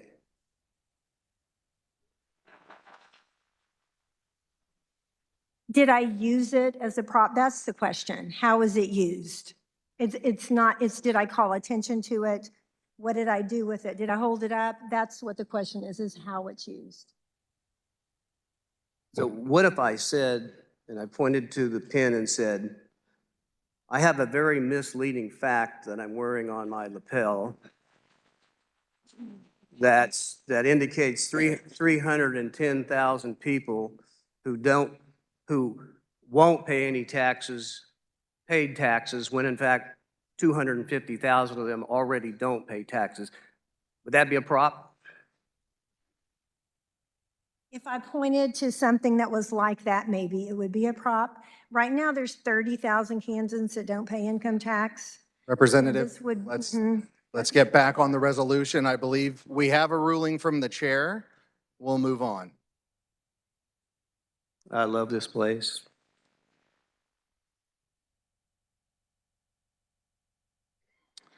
Thank you, Mr. Chairman. I apologize to the body. It took so long to establish custom and protocol. And I ponder, when will the next time occur that we are pulling out of thin air custom and protocol, or custom and precedent, pardon me. So imagine, if you will, an 8.5 by 11 document entitled House Resolution Number 6035. Just try to picture that. And imagine, if you will, that in that document there is language that says that the current administration has encouraged the increase in illegal immigration by prohibiting Texas from defending its border. And suppose while you were imagining that language that you wondered to yourself, what are they talking about? Are they talking about some efforts in Texas that were challenged as unconstitutional, and the liberal U.S. Supreme Court agreed that they violated the U.S. Constitution. And imagine, if you would, that you were aware that what's going on in Texas has been ruled by the Supreme Court of the land, establishing rule of law. You were asked to countenance the continuation of those practices declared by the highest court in the land as unconstitutional. Unconstitutional. Would you, imagining that, recollect the day that you put your hand in the, can't do that, but you put your hand in the air and took an oath to support the Constitution of the United States and the state of Kansas, that you could, in good conscience, vote for a resolution that asked you to ignore our constitutional structure of laws, part of which says that we will honor, support, and uphold the rulings of the United States Supreme Court. Whether you agreed or disagreed with the ruling is not within your purview to say, I'll just ignore it. But that's what we're being asked to do. And while he won't answer questions about that case, that's what that case held. The administration was not encouraging the increase in illegal immigration by prohibiting Texas from defending its border. It was doing what it's required to do, and that is uphold the Constitution of our country when it challenged those practices occurring in Texas. And I agree with my friend from Coffee County, who's currently on his cell phone, texting. This should not be political.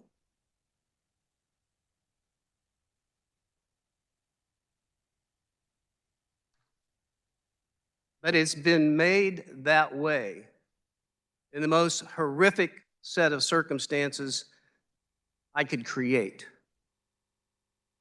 That someone who supposedly cares about issues arising on our southern border declares, let's don't fix it until I can get credit. Until I can get credit for doing it.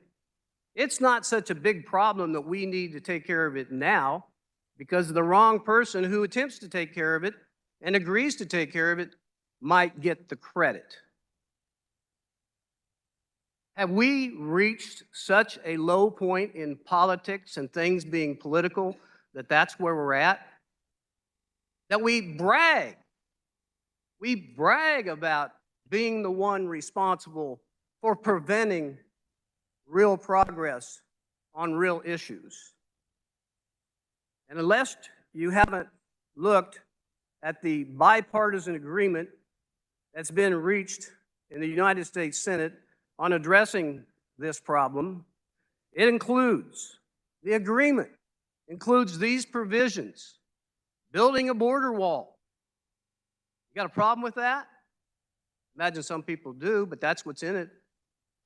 Expanding deportation flights, expanding ICE officers, Border Patrol officers, detention beds, creates a faster process for deportation, clears up a lot of the long-term issues and loopholes that have existed in the asylum process. No, let's don't be serious about taking steps to solve what everybody agrees is a problem. Let's put it off a year so someone else can get credit for doing something. I stand opposed to the resolution. Thank you, Mr. Chairman. For further discussion, the chair recognizes Representative Humphries.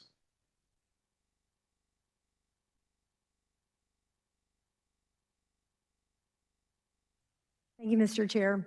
So just a couple things. We have maybe belabored these points, but I just want to mention a couple things. First of all, the Supreme Court's ruling said nothing about the constitutionality of what the governor of Texas was doing. What it said was that the federal agents had the authority to take the wire down, but it did not comment on what Texas itself was doing. I think that's really an important piece. The other thing was we keep hearing about a bill that's in the Senate. That bill has so much more to it. It's not about the wall or the border. It's about Ukraine. It's about Israel. It's about so many other things. So we can't just count on that. And then the last thing is this is a resolution, and I think it's important that we really read the resolution. This is asking us to seek further conversations with the governor and the legislature. And I think that's the important piece. We're not sending our troops, we're not doing all these big things. We're asking for more conversation, and we're encouraging our governor to provide support, and we're offering support from the state of Kansas to the state of Texas. I think it's really important to read the resolution and to understand what it says before we speak on it. So with that, Mr. Chair, I ask all of us to vote in support of House Resolution 6035. Thank you. For further discussion, the chair recognizes Representative Ballard.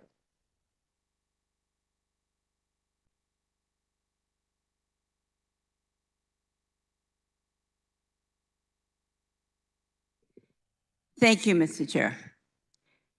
I sat in my seat, I think, as long as I could. But I would start by saying, I agree wholeheartedly that we should support our borders. That is not the question. We have discussed drugs coming into our country, and we have also discussed human life. And those are two different things. Both are important. I do believe the majority of immigrants crossing the borders are not running drugs, but holding their children, fleeing their countries in fear to find freedom and a better life for themselves and their children.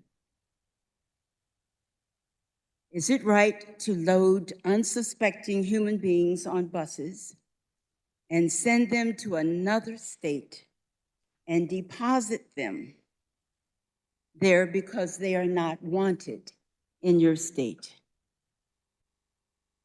I don't think so. I was taught at home and in church that we are our brothers and sisters' keepers, and to honor the golden rule. And we would talk about Matthew 7:12. It says, do in everything, do to others what you would have them do to you. Translated as treat other people with the concern and kindness you would like them to show towards you. My mom and my dad were pretty adamant about that. And that became the basis for how we should live our life and have respect for all people. And I have tried to do that, not because my mom and dad said so, but because Jesus said so.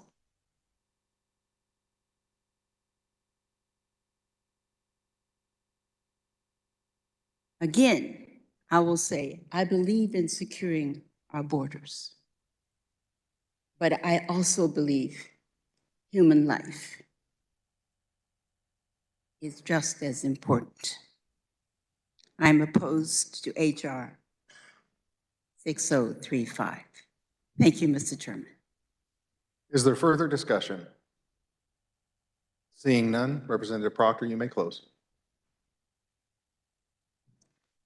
Thank you, Mr. Chairman. I'll be brief. I want to address a couple of the things that have been raised here today from opponents of the bill. The first thing, I wish that the representative from Johnson County had given me the statistic before he asked me the question, because I think that the statistic that he gave clearly makes my point. 85% of the people apprehended trying to smuggle fentanyl are U.S. citizens coming through the port of entry, while only 15% are illegal aliens coming in by other means. Borders work and legal ports of entry work. That statistic clearly demonstrates that. The second thing I'd say for the representative from Wichita who brought the motion to refer took issue with the characterization of this as an invasion. First, because he said they were unarmed. The number, I do not have at the top of my head the statistic on the number of firefights per month along our border, but they are numerous. Not everybody coming across the border illegally is unarmed right now. And second, I would point out, and I don't watch this channel or this show, but according to another news network on MSNBC's The Morning Joe, Al Sharpton called this an invasion. So I'm not the only one who characterizes it in that manner. So the final thing, and what I want to close with, is several people came up here and said, this is the federal government's job. Why are we trying to do the federal government's job? I agree. This is the federal government's job, but they are not doing it. 2.5 million people last year, 300 people on the terror watch list caught at the border. 100,000 Americans died of overdose from fentanyl brought across the southern border. They're not doing it, and so the U.S. Constitution gives the states a remedy, the inherent right of self-defense. But 2.5 million, 100,000 people, that's a big number. So I'd like to close by just boiling that down for you to two people. Today, the Committee on Transportation got a letter from the Highway Patrol. It was in response to a question that I had asked in a hearing with them, and was about the human smuggling bill that the representative from Baldwin City and the representative from Ottawa worked so hard to get passed last year and over a veto. The other day, they picked up a little girl on the highway. They stopped because they had reasonable suspicion that this car might be involved in human smuggling, and they stopped the car. There was a little girl in the car from Mexico who had come across illegally and was being transported, was being smuggled to Iowa. We don't like to think about what's happening to these kids, but I want you to think about what they were smuggling that little girl to Iowa for. I want you to think about what was going to happen to her when she got to her destination. And then I want you to think about all of the little girls and little boys that are being smuggled that we don't get, that we don't rescue, who are trapped in slavery of the most horrific kind. The other person I want to talk about is a person from Lansing. He's a 15-year-old boy. His name's Cruz Burris. And Cruz on Snapchat bought a pill that he thought was Percocet.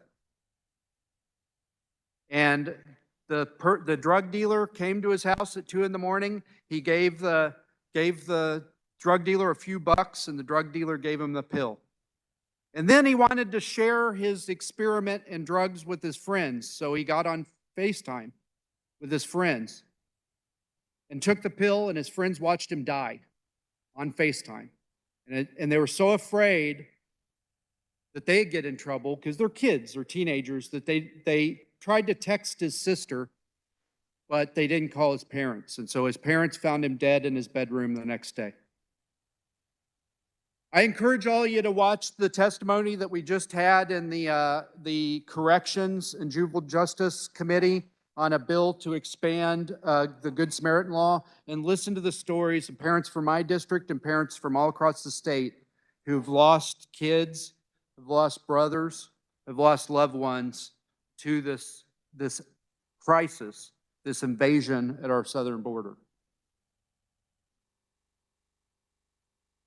We have an opportunity to stand as a body and say no more.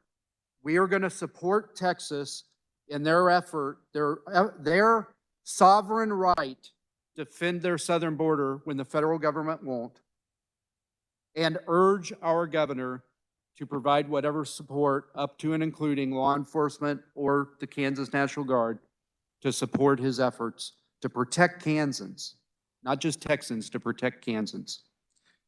And with that, Mr. Chair, I move that when the body rises and reports, it reports House Resolution 6035 favorably for passage. You have heard the motion by Representative Proctor to report HR 6035 favored. All in favor signify by saying aye. Opposed, nay. The ayes appear to have it. The ayes do have it. Motion passes. This concludes our general orders. The chair recognizes the majority leader. Mr. Chair, I move we rise and report. You've heard the motion to rise and report. All in favor say aye.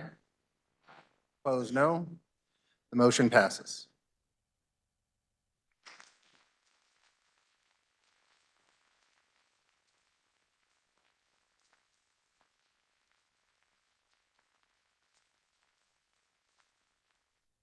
The clerk will read the committee report. Mr. Speaker, your committee of the whole recommends HB 2495 be passed, HR 6035 be adopted. The speaker recognizes Representative Owens to adopt the committee of the whole report. I move adoption of the committee of the whole report. You've all heard the motion to adopt the committee report. All those in favor signify by saying aye. All opposed, no. The ayes have it, and the committee report is adopted. Reports of standing committees. The clerk will read. Committee on Child Welfare and Foster Care recommends HB 2536 be amended and the bill be passed as amended. The Committee on Local Government recommends House Bill 2537 be amended and the bill be passed as amended. The Committee on Financial Institutions and Pensions recommends House Bill 2562 be passed. Financial Institutions and Pensions recommends House Bill 2561 be passed. Financial Institutions and Pensions recommends HB 2577 be passed.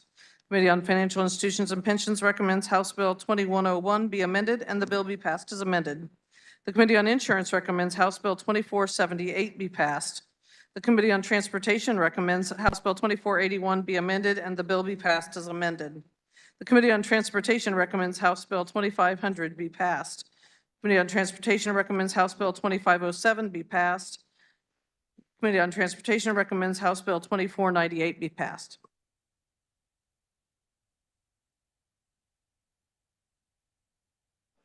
Is there any objection to returning to that order of business, introduction of bills and concurrent resolutions? Seeing no objection, the clerk will read. House Bill 2706 by Committee on Transportation requested by Representative Hauser, an act concerning motor vehicles relating to antique vehicles, providing for model year license plate decals to be displayed on antique trucks and motorcycles. House Bill 2707 by Committee on Judiciary requested by Cheryl Simmel on behalf of the Kansas Trial Lawyers Association. An act concerning insurance relating to automobile liability insurance, modifying uninsured and underinsured motorist coverage, liability limitations for bodily injury or death. House Bill 2708 by Committee on Judiciary requested by Representative Wassinger on behalf of Jeremiah Schumacher. An act concerning civil actions relating to wrongful death, eliminating the cap on non-pecuniary loss when the action is brought against a person convicted of murder, extending the statute of limitations in wrongful death actions from 2 years to 5 years. House Bill 2709 by Representatives Martinez and Melton, an act concerning school districts relating to drug abuse awareness education programs, establishing Fentanyl Poisoning Awareness Week, requiring the State Board of Education to designate such week each school year and develop statewide standards for instruction to certain students on the abuse and addiction to fentanyl and other opioids, requiring school districts to provide such instructions during such week. House Bill 2710 by Committee on Financial Institutions and Pensions, requested by Bob Stewart on behalf of the Kansas Bureau of Investigation.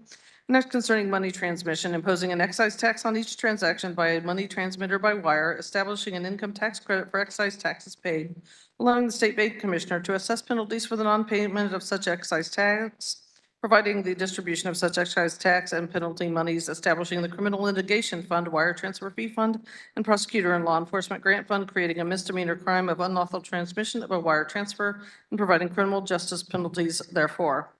House Bill 2711 by the Committee on Financial Institutions and Pensions, requested by Representative Hoy. Next, concerning retirement and pensions relating to Kansas Public Employees Retirement System, employment after retirement, increasing the amount of retirement compensation subject to the statutory employer contribution rate. House Bill 2712 by Committee on Insurance, requested by Kevin Robertson on behalf of the Kansas Dental Association. Next, concerning insurance relating to dental health insurance contracts, prohibiting such contracts from limiting the fee a dentist may charge for a non-covered service, disallowing all other covered service, or preventing a dentist from billing and collecting for a service that is a dental necessity. House Bill 2713 by Committee on Insurance, requested by Representative Essex on behalf of the Kansas Hospital Association. An act concerning health and health care relating to insurance, enacting the Ensuring Transparency in Prior Authorization Act, imposing certain requirements and limitations on the use of prior authorization. House Bill 2714 by the Committee on Insurance, requested by Eric Turk on behalf of the Kansas Insurance Department. An act concerning insurance, reducing the number of board members appointed by the Commissioner on certain insurance-related governing boards and the frequency of the meetings of the Committee on Surety Bonds and Insurance. House Bill 2715 by the Committee on Insurance, requested by Eric Turk on behalf of the Kansas Insurance Department. Next, concerning insurance relating to the powers, duties, and responsibilities of the Commissioner of Insurance, authorizing the Commissioner of Insurance to set the amount of certain fees, requiring the publication of such fees in the Kansas Register. House Bill 2716 by Representative Ousley, an act concerning the Department of Health and Environment relating to the duties of the Secretary, providing for the study and investigation of maternal deaths in the state of Kansas, continuing in existence exceptions to the disclosure of public records under the Open Records Act related to maternal death and death investigations. House Bill 2717 by Committee on K-12 Education Budget, requested by Representative Schmoy. An act concerning education relating to virtual schools, establishing requirements for the determination of virtual state aid for adult students. House Bill 2718 by Representatives Osmond, Featherston, and others. An act concerning education relating to school districts, eliminating the school district open enrollment requirements, authorizing school districts to determine non-resident student enrollment. House Bill 2719 by Committee on Education, requested by Representative Getz. An act concerning education relating to school districts, administration of non-academic tests, questionnaires, surveys, and examinations, extending the time that school districts may provide notice to parents of the administration of non-academic tests, questionnaires, surveys, or examinations, requiring school districts to contact parents if any such tests, questionnaires, surveys, or examinations indicate a concern for any student. House Bill 2720 by Committee on Agriculture and Natural Resources, requested by Representative Schmoy on behalf of the Kansas Honey Producers Association and the Northeastern Kansas Beekeepers Association. Next, concerning agriculture relating to food, permitting beekeepers who meet certain requirements to sell packaged honey and honeycombs without holding a food establishment or food processing plant license under the Kansas Food, Drug, and Cosmetics Act. House Bill 2721 by the Committee on Child Welfare and Foster Care, requested by Representative Johnson on behalf of Representative Underhill. An act concerning civil actions relating to limitations on actions, extending the time to file a claim for damages suffered as a result of childhood sexual abuse, reviving claims against any party for such damages that occurred on or after July 1, 1984. House Bill 2722 by Committee on Financial Institutions and Pensions, requested by Representative Bryce. An act concerning financial institutions, enacting the Second Amendment Financial Privacy Act, prohibiting financial institutions from using a firearms code to engage in certain discriminatory conduct and surveilling, reporting, or tracking the purchase of firearms and ammunition, authorizing the Attorney General to investigate and enforce violations of such act, providing a civil penalty for violations of such act. House Bill 2723 by Committee on Welfare Reform, requested by Jason Watkins on behalf of Sedgwick County Commission. Next, making and concerning appropriations for the fiscal year ending June 30, 2025, relating to the Department for Aging and Disability Services, creating a grant program to fund proposed homeless shelter infrastructure, establishing requirements for such grant awarded. House Bill 2724 by Committee on Commerce, Labor, and Economic Development, requested by Representative Collins, an act concerning fireworks relating to the Kansas Fireworks Act, permitting a fireworks retailer to sell fireworks at any time during the calendar year. House Bill 2725 by Committee on Commerce, Labor, and Economic Development, requested by Representative Hsu on behalf of Representative Heimberger on behalf of the Kansas Commission on Disability Concerns. Next, concerning public employees relating to the executive branch of state government, hiring and promotion preferences, providing for a preference for persons with a disability.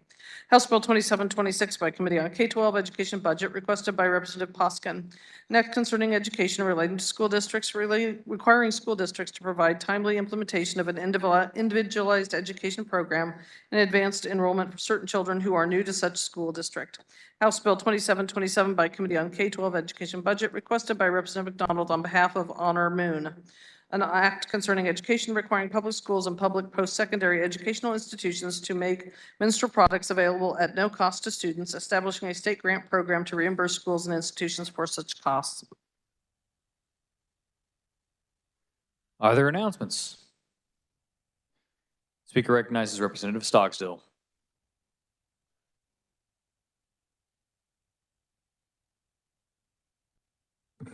Thank you, Mr. Speaker. Democrats will have agenda meeting tomorrow morning, 8:30, 152 South.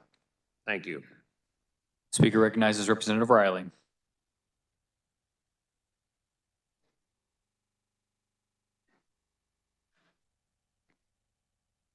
Thank you, Speaker Pro Tem. What happens if you are a young king, you're having a drunken party, and then there is a hand writing on the wall? Come find out tomorrow morning, 7 a.m. in room 124 or 142 South. Thank you. Representative Howerton will replace Representative Turner on the House Committee on Health and Human Services on February 6th. This appointment will expire at the end of the day on February 6th. Representative Vic Miller replaces Representative Tom Sawyer on the House Taxation Committee for the remainder of this week. Representative Haskins replaces Representative Sawyer on the House Higher Education Budget Committee for the remainder of this week. Representative Haskins replaces Representative Poskin on the K-12 Budget Committee on Thursday, February 8th, 2024. Seeing no further announcements, the Speaker recognizes the Majority Leader for a motion to adjourn. Mr. Speaker, I move the House adjourn until Wednesday, February 7th at 11 a.m. You've all heard the motion. All those in favor signify by saying aye. Aye. All opposed, no. The ayes have it. We are adjourned.